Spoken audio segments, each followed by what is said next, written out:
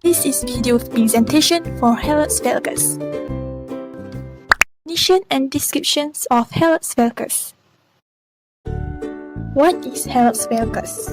Hallux valgus is a condition that affects the joint at the base of the big toe.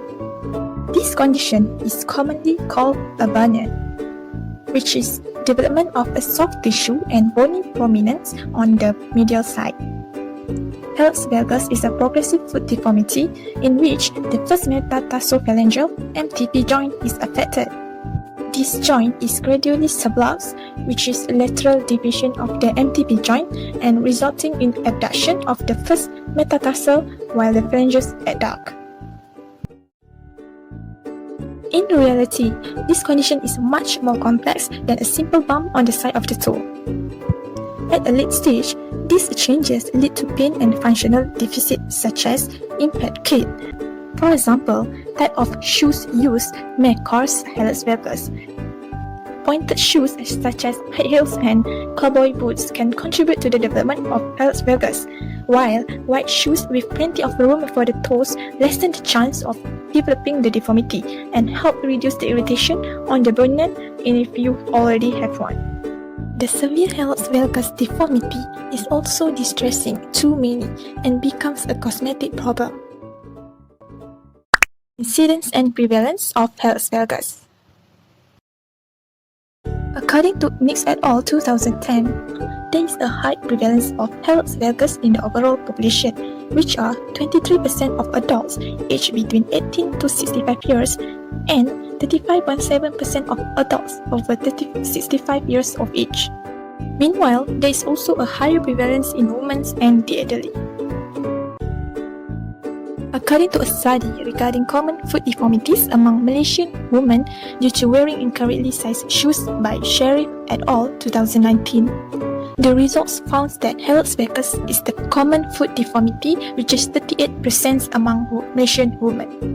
Another study regarding the prevalence of Hallux valgus among medical students found that the studied population was 60% with a higher prevalence in females, which is 11%, than their male counterparts, which is 5%. The study concludes that there is a higher prevalence of Hallux valgus deformity in the older age group than can be seen in the younger age group. Previous study also found that Hallux valgus is prevalent in the community and is associated with age, female sex, and components of generalized osteoarthritis such as nodal osteoarthritis, knee pain, big toe pain, and self-reported osteoarthritis. Clinical features of Hallux valgus. What we can see when Hallux valgus develops. First, the distal end of the first metatarsal drifts medially and the proximal phalanx deviates laterally. Next, the first MTP becomes subluxed, leading to a lateral deviation of the hallux and medial displacement of the distal end of the first metatarsal. And we also can see the bony enlargement of the first metatarsal head. As a bunion appears, friction is raised when shoes are worn. There may be irritation of the medial collateral ligament of the first metatarsophalangeal joint, which leads to inflammation and calcification of the joint. Hence, this condition will worsen the pain and bunion size in an early stage. This may lead to tenderness of the bunion due to footwear. The skin over the bunion becomes hard, warm, and wet. Later on, the patient may have other complaints due to osteoarthritis. Besides, the bunion keeps moving medially and the pain gets worse. Map the health condition of Hallux valgus according to ICF. This is the example maps the health condition according to ICF. So the health condition is Hallux valgus. Next, we move to the impairment of body function and structures due to Hallux valgus, which may cause pain, limited range of motion, foot deformity, and prevalence. Other than that, individuals with Hallux valgus may have limitation in their activities, such as walking, working, increased risk of falls. This condition also may cause restrictions in participations, such as social activities, work, and leisure activities. For environmental factors, individuals with Hallux valgus Men need medication to reduce their pain, surgical to prevent deterioration, therapy such as physiotherapy and occupational therapy, and also orthotics and devices.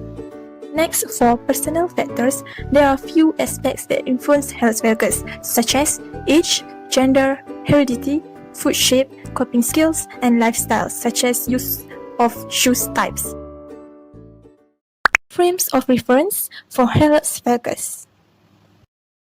Biomechanical frames of reference. These FOR using purposeful activities to regain functional skills.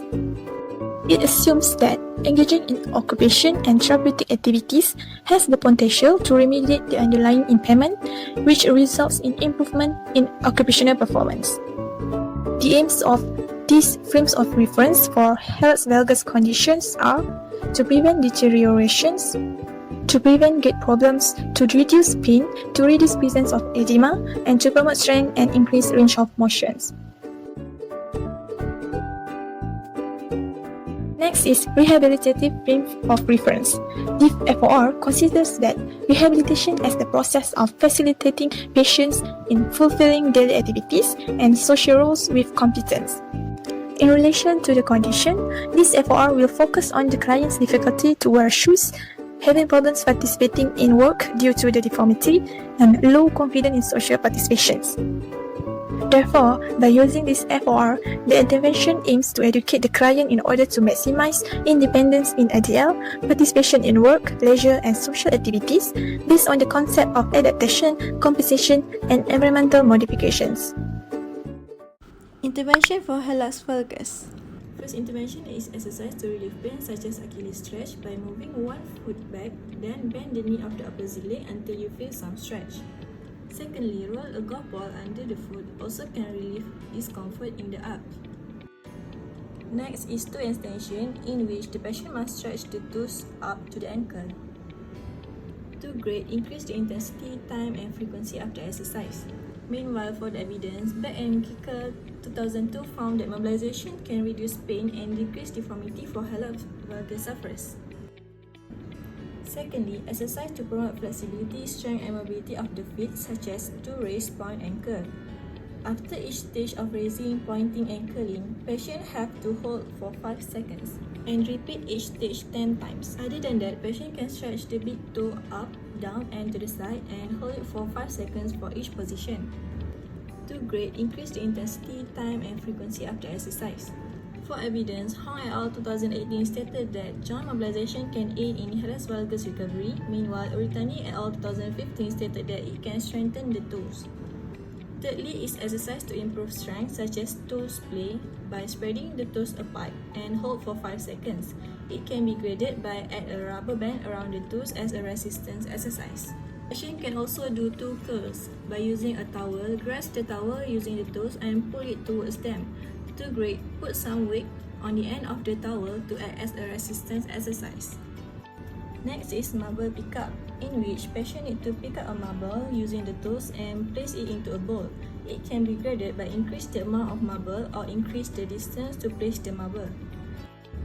For evidence, Kim et al. 2013 and Joe et al. 2011 stated that toes play and toe curls were both beneficial to improve strength of two muscles respectively. Moreover, Agat et al. 2002 and Kelly et al. 2014 stated that resistance exercise can increase development of muscle force.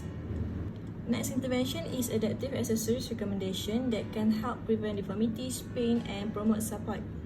Example of adaptive accessories is bunion pad that can help as a cushion to prevent the bunion from getting irritated, toe spacer that will keep the toe in a proper alignment, arch support to overcome unstable arch issue among bunion sufferers, and spring orthosis that can correct toe malpositioning.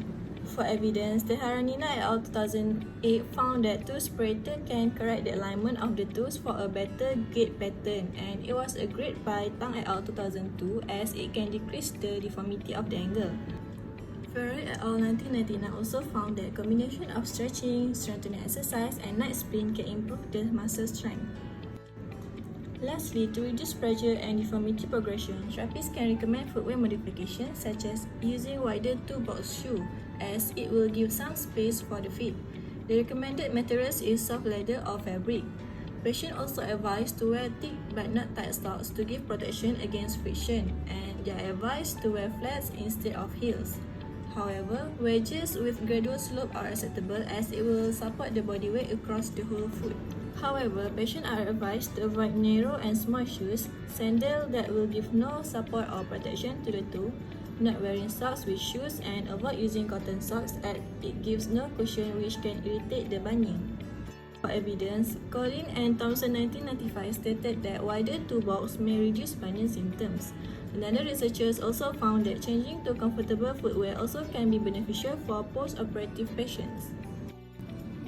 To conclude, Hallux valgus is a kind of foot deformity that is common to develop among women. It is accompanied by functional disability, foot pain, impaired balance, which can lead to risk of fall. Since there are two types of treatment such as operative and non-operative approach, as an OT, we will focus on the non-surgical rehabilitation that have been highlighted in this video with the purpose to alleviate the symptoms of bunion. This treatment can be applied in the early stage when the secondary contractures of the soft tissue have not become permanent.